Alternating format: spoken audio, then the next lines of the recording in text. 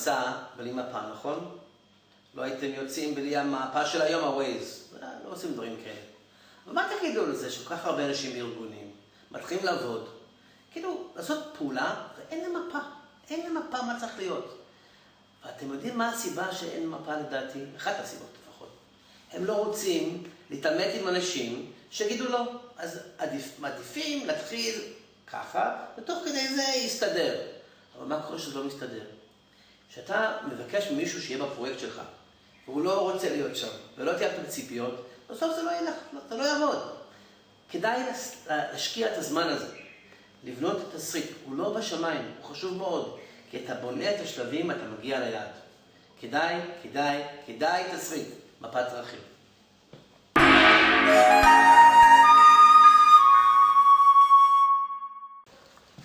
סוף מעשה במחשבה תחילה. לא מתחילים שיתוף פעולה עד שאתם לא רואים את הסוף, לאן אתם רוצים להגיע.